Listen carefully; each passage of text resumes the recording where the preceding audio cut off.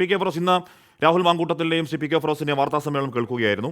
മലപ്പുറത്തെ പറ്റി പറഞ്ഞ പരാമർശത്തിന് മുഖ്യമന്ത്രി മാപ്പ് പറയണം എന്നടക്കം കാര്യങ്ങൾ നിങ്ങളോട് പറയുന്നുണ്ട്. അതിനുശേഷം അതിൽ വ്യക്തത പറയുന്നുണ്ട്. ശ്രീ പി കെ ഫിറോസ് അത് മുഖ്യമന്ത്രി പറഞ്ഞതല്ല എന്ന് പറഞ്ഞാൽ കെയ്ൻസൺ എന്ന് പറയുന്ന ഈ പറഞ്ഞ PR ഏജൻസി മുഖ്യമന്ത്രിയുടെ അഭിമുഖത്തിനായി ഹിന്ദുവിനെ ഞാൻ പറഞ്ഞ ഹിന്ദുവിൻ്റെ ആ വിശദീകരണമാണ് സമീപിക്കുന്നു.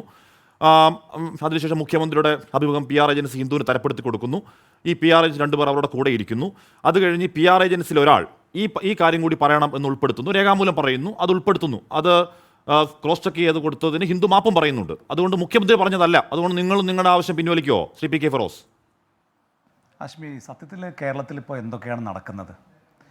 മുഖ്യമന്ത്രിയുടെ ഓഫീസ് കേന്ദ്രീകരിച്ച് സ്വർണം കടത്തുന്നു എന്ന ആരോപണം ഉയർന്നപ്പോൾ അത് അവസാനം ശിവശങ്കറാണ്, മുഖ്യമന്ത്രിയുടെ പ്രിൻസിപ്പൽ സെക്രട്ടറിയാണ് ശിവശങ്കറാണെന്ന് പറഞ്ഞ് അദ്ദേഹത്തിൻ്റെ തലയിൽ എല്ലാം കൂടി കെട്ടിവെച്ച് അതങ്ങനെ പോയി. പൂരം കലക്കിയത് മുഖ്യമന്ത്രിയുടെ ഓഫീസ് കേന്ദ്രീകരിച്ചാണ്, അത് BJPയെ ജയിപ്പിക്കാൻ വേണ്ടിയിട്ടാണ് എന്ന ആരോപണം ഉയർന്നു വന്നപ്പോൾ അവസാനം അത് ഒരു കമ്മീഷണറിലേക്ക് ചുരുങ്ങി. അങ്കിത് അശോകാണ് അതിൻ്റെ പിന്നിലെന്ന് പറഞ്ഞ് അദ്ദേഹത്തെ സ്ഥലം മാറ്റി അത് അവസാനിപ്പിച്ചു. ഇപ്പോൾ മുഖ്യമന്ത്രി മലപ്പുറം ജില്ലയെക്കുറിച്ച് ആക്ഷേപിച്ചുകൊണ്ട് വളരെ തെറ്റിദ്ധാരണജനകമായിട്ടൊരു പ്രസ്താവന നടത്തിയപ്പോൾ അത് ആദ്യം പറഞ്ഞു അത് ഹിന്ദു പത്രമാണെന്ന് പറയുന്നു. ഹിന്ദു പത്രം പറയുന്നു കെയ്സൺ എന്ന് പറയുന്ന ഒരു PR ഏജൻസിയാണെന്ന് പറയുന്നു. അങ്ങനെ PR ഏജൻസിയുടെ തലയിൽ കെട്ടിവെച്ച് മുഖ്യമന്ത്രിക്ക് അതിനകത്ത് യാതൊരു പങ്കുമില്ല എന്ന് പറഞ്ഞ് രക്ഷപ്പെടുന്നു.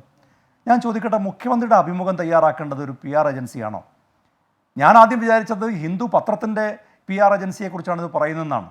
ഇന്ന് ഹിന്ദു പത്രത്തിൻ്റെ വിശദീകരണം കേട്ടപ്പോഴാണ് മുഖ്യമന്ത്രിക്ക് വേണ്ടി ഈ PR ഏജൻസി ഹിന്ദു പത്രത്തെ അങ്ങോട്ട് സമീപിക്കുകയാണ്. അങ്ങോട്ട് സമീപിച്ചിട്ടാണ് ഈ ഇൻ്റർവ്യൂ തന്നെ തരപ്പെടുത്തുന്നത്.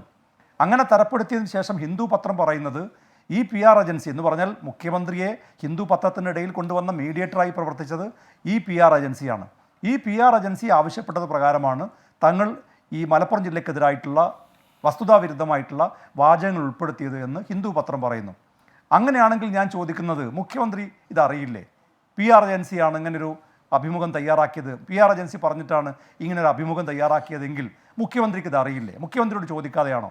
മാത്രമല്ല, നിങ്ങളുടെ ചാനൽ ഇപ്പോൾ എഴുതി കാണിക്കുന്നത് കെയ്സൺ എന്ന് പറയുന്ന PR ഏജൻസിയുടെ ഓഫീസിലുള്ളവർ ഞങ്ങൾ അങ്ങനെ ഒരു അഭിമുഖം തയ്യാറാക്കിയിട്ടില്ല എന്ന് പറഞ്ഞു എന്ന വാചകങ്ങൾ എന്ന വരികൾ കാണുന്നു. അപ്പോൾ അങ്ങനെയെങ്കിൽ അവർ അറിഞ്ഞിട്ടില്ല എന്ന് പറയുന്നു. അങ്ങനെയാണെങ്കിൽ ഇവർ ആരെയാണ് വിഡ്ഢികളാക്കാൻ നോക്കുന്നത്? ഇത്ര ഗുരുതരമായ, ഇത്ര ഗൗരവമായ മലപ്പുറം ജില്ലയെക്കുറിച്ച് നമ്മൾ ഇത് മുഖ്യമന്ത്രിയിൽ നിന്ന് വരുന്നത് ആദ്യത്തെ സംഭവമല്ലല്ലോ. ആഷ്മിയുടെ ഇൻട്രോയിൽ പറഞ്ഞില്ലേ, കഴിഞ്ഞ UDF കഴിഞ്ഞ തെരഞ്ഞെടുപ്പിൻ്റെ സമയത്ത് ഇവരുടെ ആക്ഷേപം എന്തായിരുന്നു?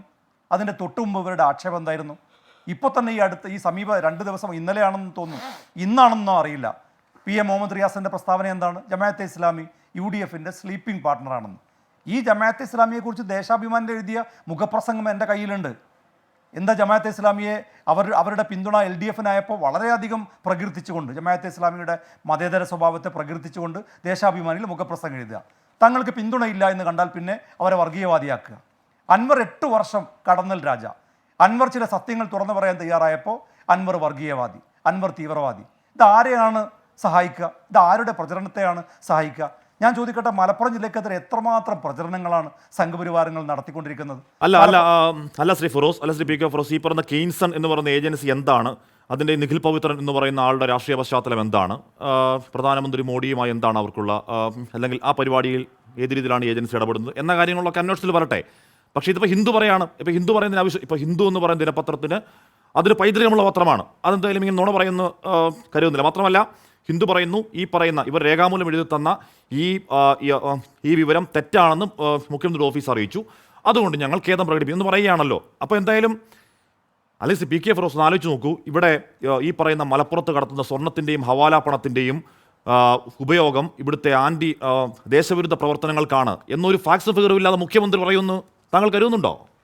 അല്ല, അങ്ങനെ കരുതാതിരിക്കണമെങ്കിൽ മുഖ്യമന്ത്രിയുടെ നിലപാട് വ്യക്തമാക്കണ്ടേ? ഇങ്ങനൊരു കെയ്സൺ എന്ന് പറയുന്ന ഒരു PR ഏജൻസിയാണ് തൻ്റെ അറിവും സമ്മതവും ഇല്ലാതെ ഇങ്ങനൊരു വാർത്ത കൊടുത്തതെങ്കിൽ അവരെ പിടിച്ച് ജയിലിടണ്ടേ? ആഷ്മി, ഒരു ദേശത്തെക്കുറിച്ചല്ലേ ആക്ഷേപിക്കുന്നത്? ഒരു ദേശത്തെ വിവിധ മതവിഭാഗങ്ങൾക്കിടയിൽ സ്പർദ്ധയുണ്ടാക്കുന്ന തരത്തിലല്ലേ തെറ്റിദ്ധരിപ്പിച്ചിട്ടുള്ളത്? മുഖ്യമന്ത്രി ഒരു പൊതുയോഗത്തിൽ വെച്ച് എൻ്റെ അറിവില്ലാതെ, ഞാൻ അറിയാത്ത കാര്യമാണ് എന്ന് പറഞ്ഞൊഴിഞ്ഞു പോയാൽ മതിയോ? ഇത്ര ഗൗരവമായിട്ടുള്ള, വളരെ ഭീകരമായിട്ടുള്ള ഒരു സ്റ്റേറ്റ്മെൻറ്റ് മുഖ്യമന്ത്രി പറയാത്തതാണെങ്കിൽ, മുഖ്യമന്ത്രിയുടെ പേരിൽ അച്ചടിച്ച് വന്നാൽ അത് തയ്യാറാക്കിയവർക്കെതിരെ നടപടി സ്വീകരിക്കണ്ടേ? അവരെ പിടിച്ച് ജയിലിടണ്ടേ?